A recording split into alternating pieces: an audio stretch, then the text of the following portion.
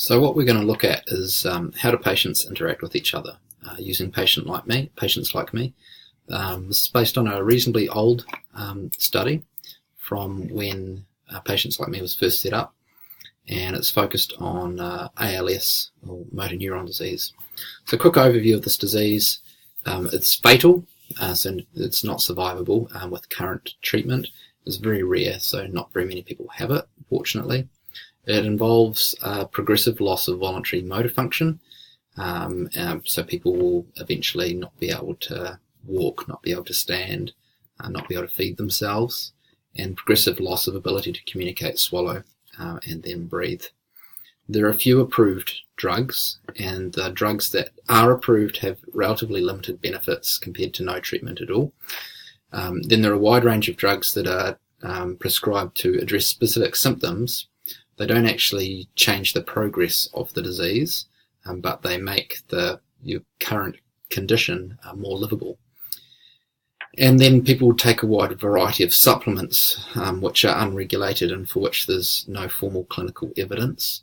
But again, these are usually around trying to address symptoms and alleviate symptoms rather than directly slow the progress of the disease.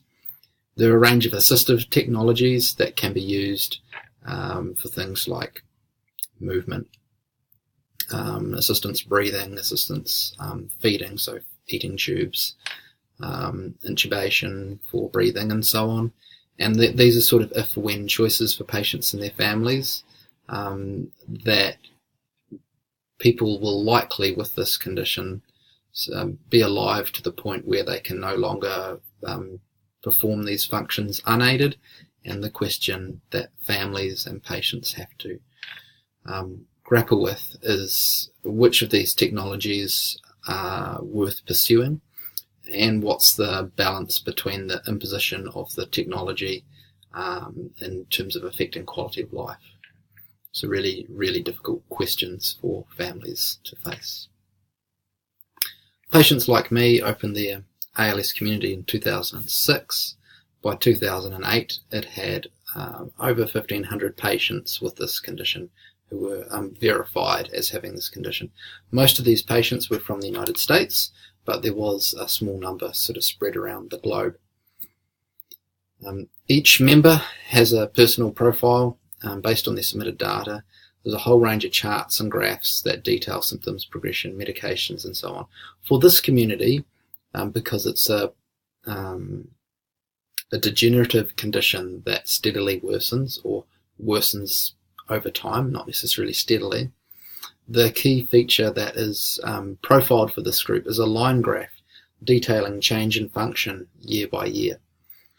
And that is overlaid with population level data on function loss. So you get one line showing your own change in function, and then you get another line showing the average progression of this disease. And what that allows people to do is to try and find people who might be experiencing change in function at a similar rate to them. Because not only is it really hard to meet people face to face with the same condition, as it progresses, your mobility is impacted, you're no longer able to drive, eventually no longer able to walk, so you're highly reliant on support. But also, say you're lucky enough to have 3 or 4 other people in your region who have ALS.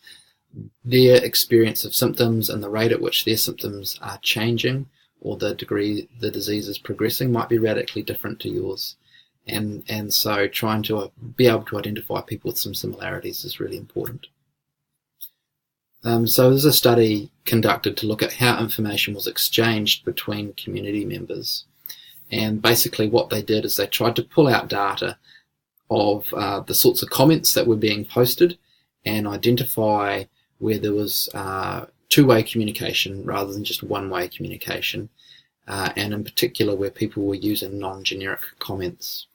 And Frost and Masagli, who are employees of People Like Me, so we need to be a little skeptical about this research to some extent, but we can sort of take it as is, identified 3 forms of information exchange. Targeted questioning of others with related experience.